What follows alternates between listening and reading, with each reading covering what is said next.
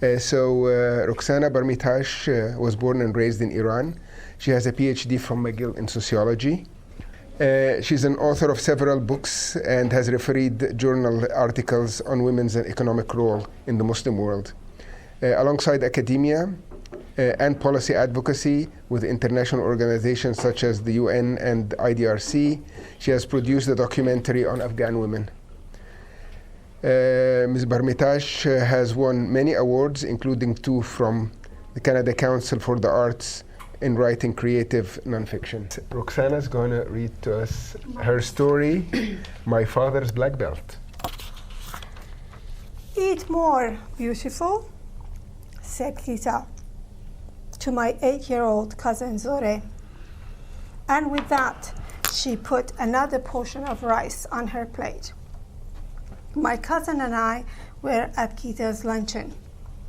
She was my mother's bestie. We were 2 well-behaved girls. We did as we were told. With more food in front of Zore, her face looked desperate. But I was very confident. The belt was wrapped tightly around her waist. She wouldn't be able to eat much. This was one of those measures we took to prevent eating too much and becoming fat girls. My cousin had always wanted to have sisters, but instead we both had brothers. That was why we had became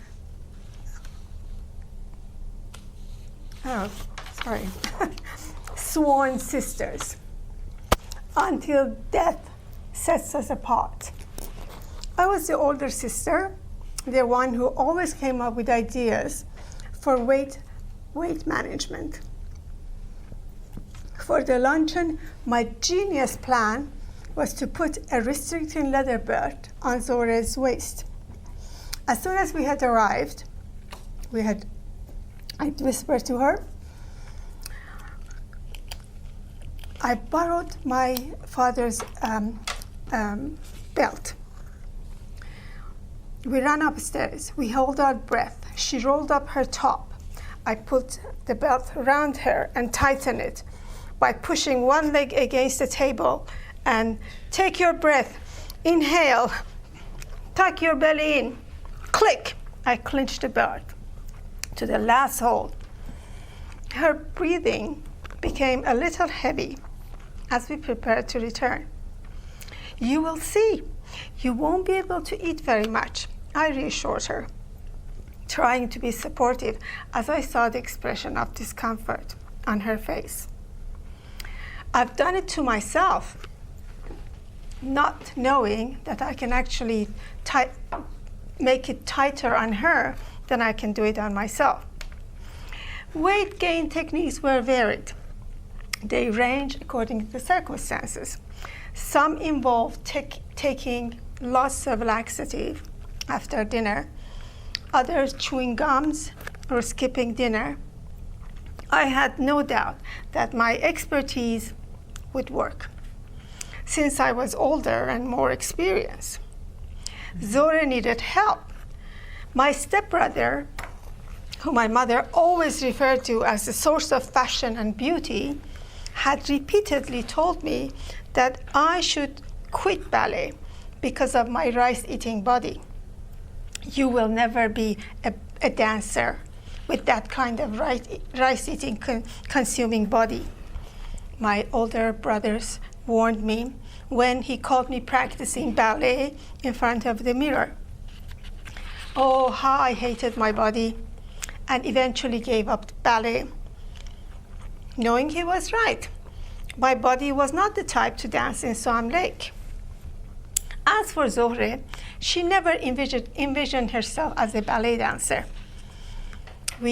Yet we both knew, we were convinced that we were obese. I was the watchdog food for both of us. You girls, you are not eating enough. This is the age you grow, and you mustn't deprive yourself of food, Gita warned as she piled more rice with gourmet meat sauce on our plate. I had no idea how she knew we were on diet. Gita belonged to an underground socialist feminist movement. She constantly criticized the world of fashion, which had made us millions of young women and teenagers hating our bodies.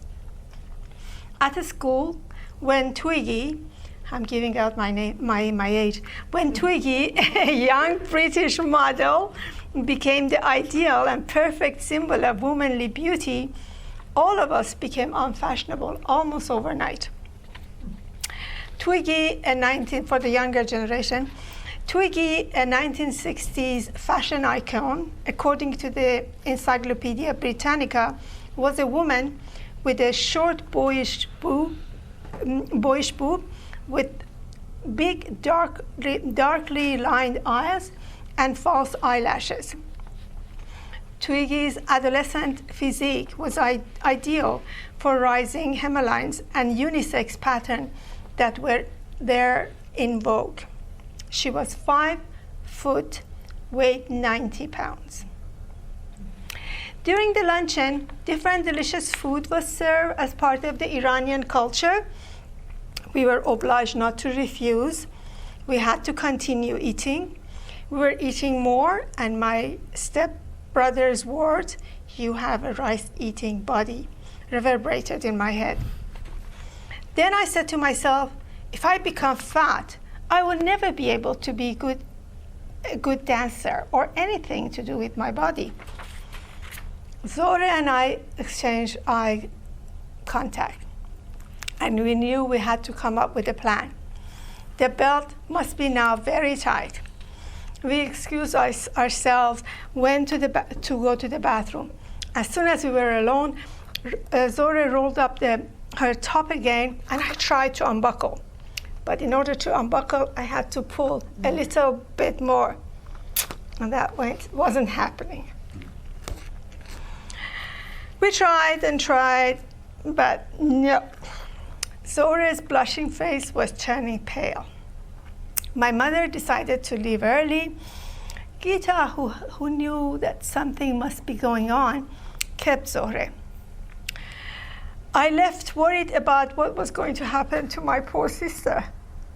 None of us was going to divulge the leather belt and how it ended up so tight around Zohre's waist. And that remained a mystery. The whole episode remained shrouded in the mist of time. Mark Twain once said that a secret can be kept by 3 people only if 2 of them are dead.